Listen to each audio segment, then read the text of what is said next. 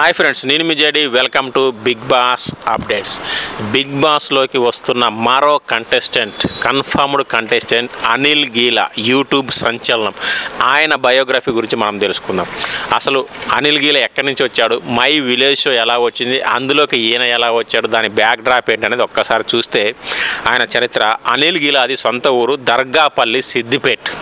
మరి ఆ సిద్దిపేటలో మల్లేశం, నిర్మల అనే దంపతులకి ఈయన జన్మించాడు. వాళ్ళది చిన్న కూరగాయల వ్యాపారం. వాళ్ళది ఒక చిన్న హోటల్ ఉంటే ఆ చిన్న హోటల్లో పనిచేసేవాడు అనిల్ గీలా. అక్కడి నుంచి బాగా చదువుకొని టీచర్ అవుదామనే కలలుగా అన్నాడు. సో టెట్ రాశాడు. టెట్ అంటే మనందరికీ తెలిసిందే కదా, టీచర్ ఎలిజిబిలిటీ టెస్ట్. అది రాస్తే మంచి మార్కులు వచ్చాయి. సో ఇంకా డిఎస్సి కోసం వెయిట్ చేస్తుండగా, ఇన్ని వెయిట్ చేయడం ఎందుకు, అంతలోపు ఏదైనా ప్రైవేట్ స్కూల్లో చెప్పొచ్చు కదా అని చెప్పేసి ఒక్క స్కూల్లో జాయిన్ అయ్యాడు. అక్కడే ఆయన ప్రస్థానం అంతా మారిపోయింది. శ్రీ విద్యారణ్య ఆవాస విద్యాలయం జమ్మికుంటలో ఉండే ఈ స్కూల్లో జాయిన్ అయ్యాడు. అక్కడ ఆయనకు ఒక వ్యక్తి పరిచయం అయ్యాడు. ఆయనే శ్రీకాంత్.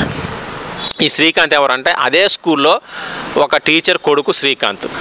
ఆ శ్రీకాంత్ స్టార్ట్ చేసిందే మై విలేజ్ షో. ఆ my village show founder Srikanth. ఆయనకు పరిచయమైన అనిల్ గీలా అక్కడి నుంచి అంచెలంచెలుగా ఎదిగాడు. ఆ స్కూల్లో ఆయన చెప్తున్నప్పుడే చిన్న చిన్న ట్యూటోరియల్ వీడియోస్ చేసాడు అనమాట స్టడీ గురించి.